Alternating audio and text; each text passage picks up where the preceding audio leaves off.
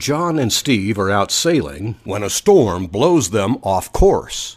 Their ship is destroyed and they find themselves marooned on a small island. They soon become hungry. Coconuts are their only viable food source.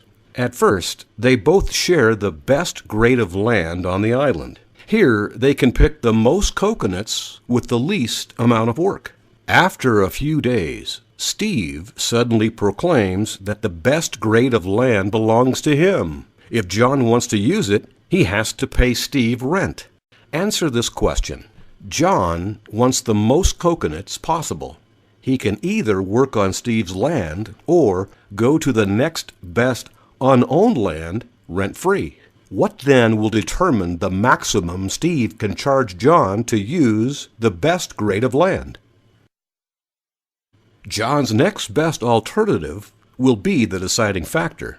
The number isn't important, but let's just say John can keep 2 coconuts rent-free on the next best land. If Steve left John with less than 2 on the best land, John would promptly go to the next best. Therefore, the rent is determined by the next best alternative.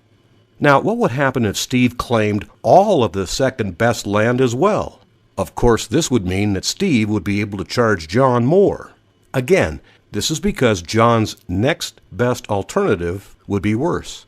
What would happen if Steve claimed the entire island?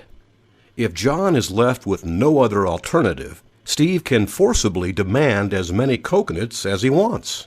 If Steve owns all the land, he owns John. If John has more coconuts after working harder, attaining more skill, or inventing coconut-picking technology, Steve will simply demand more rent. Steve doesn't need to pick any coconuts himself. He simply has to claim land and charge rent. The less land he leaves to John, the more he can charge.